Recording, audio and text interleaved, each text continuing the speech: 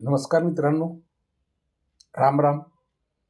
मी पत्रकार तांबोळी एजी टॅम, संपादक साप्ताहिक अकलूज मंथन. मित्रांनो, आपली चर्चा राजकारणावर आधारित या वर्षी झालेल्या अलीकडेच अकलूज नगर परिषदेच्या निवडणुकीत ज्या पद्धतीने निकाल लागलेला आहे त्या निकालाबद्दल विश्लेषण चालू आहे. मित्रांनो, जेवढं सोपं वाटत होतं गणित अकलूजचं निकालाच्या अगोदर, तेवढं ते निश्चितच सोपं नाही हे लक्षात आलं असेल, हो का नाही? सांगण्याचा मुद्दा असा आहे की अहो, भल्या भल्यांना कळालं नाही अकलूजचं राजकारण. मग आता हे तुमचे आपले काय राम सातपुतेच आहे आणि गोरे साहेब, जयकुमार गोरे साहेब, हे तर तरुणच आहेत ना. अर्थात त्या इथलं त्या या इकडच्या राजकारणाबद्दल त्यांना काय माहिती होती, काय माहिती घेतली याच्याबद्दल आपल्याकडं तर काही म्हणजे सोर्सेसद्वारे माहिती कळालेली नाही. पण त्यांनी सुद्धा प्रचंड परिश्रम घेतलं होतं. पण हे परिश्रम घेत असताना त्यांना जे आवश्यक त्या गोष्टी होत्या राजकारणात करण्यासाठी, ते त्यांनी केल्या का? बघा ना, त्यांच्या आसपास जे काही उभे केलेले होते कार्यकर्ते म्हणा किंवा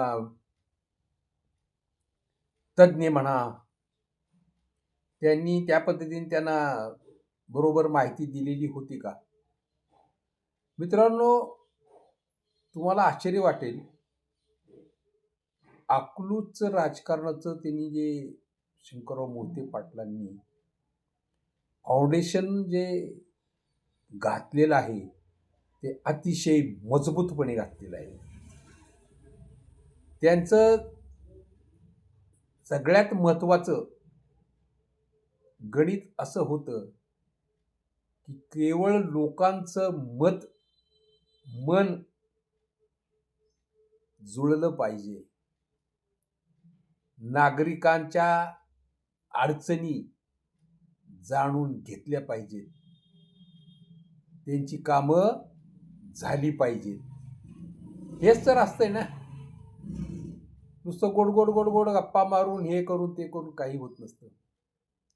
त्यासाठी जे काही लागतंय, सांस्कृतिक म्हणा किंवा आता हे हॉस्पिटलबद्दल एक उदाहरण घेऊया.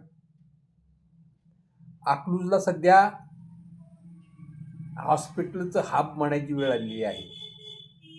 इतक्या शहरासारख्या सोयी अकलूजमध्ये डॉक्टरांच्या मार्फत दिल्या जातात, उपलब्ध केल्या जातात. आता एक सांगा तुम्ही, गुण मिळाल्यानंतरच, त्यांना गुण आल्यानंतरच जे कोणी नातेवाईक म्हणा, आप्तेष्ट म्हणा, त्यांच्या जवळचे कोणी असेल, आजारी असतील, त्यांना खात्री आहे की आपल्याला अकलूजला गेल्यावर बऱ्यापैकी आराम मिळू शकेल. मित्रांनो, ते उदाहरण सगळ्यात मोठं आहे. मग इथं सगळे हॉस्पिटल्स वाढत गेले का नाही? निश्चितच. ज्या सोयी मोठमोठ्या शहरात मिळतात, उदाहरणार्थ सोलापूरला जावं लागते किंवा जवळचे तालुक्यातले कोण साताऱ्याला जाते, कोण बारामतीला जाते, कोण मग पुण्याला जाते. त्या पद्धतीने जर सोयी तुम्हाला अकलूजमध्ये मिळाल्या तर मग लोकांना ते कोणतं सोयीचं होईल? त्यांना त्यांच्या सोयीचं म्हणजे अकलूज जास्त योग्य होते. त्याकरिता त्यांचं काम त्यांनी मनावर घेतल्यानंतर पूर्ण करता येते. म्हणून तर मग अकलूजचं दवाखाने हॉस्पिटलचं हब असं रूपांतर झालं. हे केवळ तुम्हाला एक उदाहरण दिलं. शिक्षणाच्या दृष्टीने जर पाहायला गेलं तर बरेच कॉलेजपर्यंत तुम्हाला शिक्षण होतंच, मिळत होतंच. ग्रॅज्युएशन, डबल ग्रॅज्युएशन करता येत होतं. त्याबरोबरच आवश्यक असलेलं ज्ञान मिळत होतं. म्हणून तर विद्यार्थ्यांचा ओघ अकलूजमध्ये वाढला. अकलूज हे सहजासहजी मोठं झालेलं नाही. आता होते काय, गोष्ट अशी होते की हे कोणी केलं, हे कसं झालं? हे झालं शंकरराव मोहिते पाटील यांच्या विचारसरणीमुळं, विजयसिंह मोहिते पाटील यांच्या परिश्रमामुळं आणि जयसिंह मोहिते पाटील यांच्या दादांचं, म्हणजे बाळदादा म्हणतात त्यांना, जयसिंह मोहिते पाटलांना, इतकी जबरदस्त त्यांची म्हणजे काम करून घेण्याची क्षमता अतिशय जबरदस्त हातोटी आहे. मग भले कोणतेही असू दे, हे लक्षात ठेवा. ते काम चोखच झालं पाहिजे. मग आता मला सांगा, प्रश्न असा विचारला की अकलूजला, हे अकलूजचं जे वैभव प्राप्त झालेलं आहे, अहो अकलूज सोडा, माळशिरस तालुका म्हणता येईल. काही ठराविक एरिया सोडला ना, माळशिरस तालुका सुद्धा त्या पद्धतीने डेव्हलप होत गेला आणि हळूहळू सोलापूर जिल्ह्यावर अकलूजचं राजकारण पोचलं.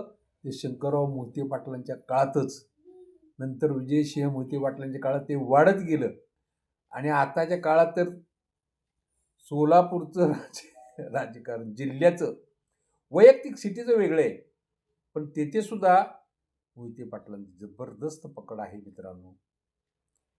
आता कसं आहे माहिती आहे का, ते मान्य करायला पाहिजे.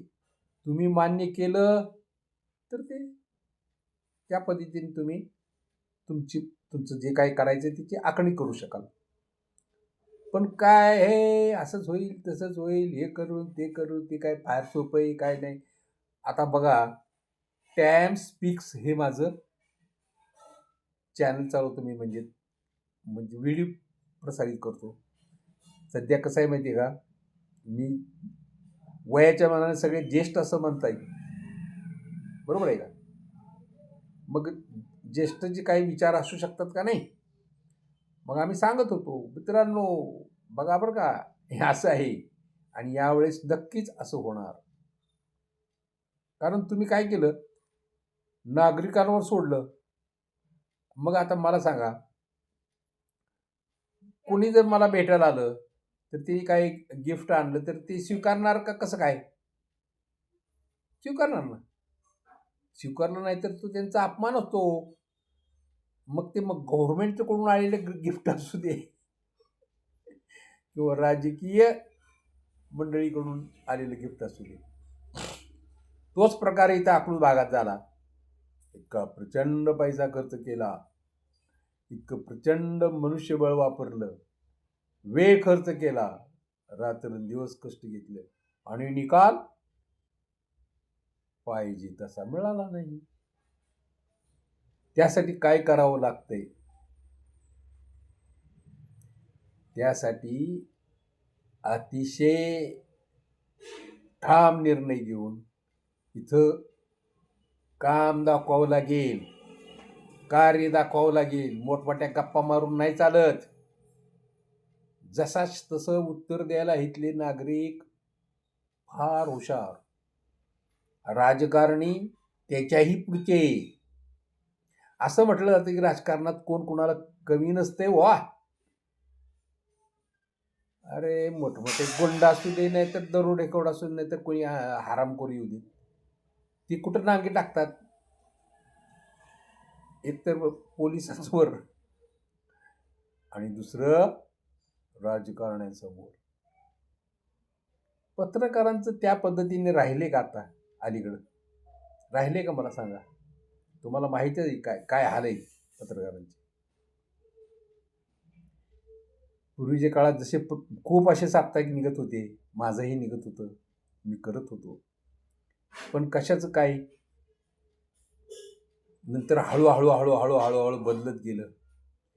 देशाचंच राजकारण बदलत गेलं तर मग राज्याचं राजकारण पण बदलत जाणार ना. आणि आताचं जे राजकारण चाललेलं आहे ते कोणत्याही पक्ष असू दे, अतिशय बुद्धीनं चाललेलं आहे मित्रांनो. त्या पद्धतीने जर तुम्ही काही गोष्टी केल्या तर अकलूजला तग धरली जाते, तग धरली जाईल. अन्यथा अकलूजला अशाच पद्धतीने निकाल लागलेला दिसेल. कारण मोहिते पाटलांचं काम बोलतंय, कष्ट बोलतंय, मेहनत आणि हो, लोकांच्या मनात उतरणं काय असतं हे अकलूजवरून कळालं असेलच.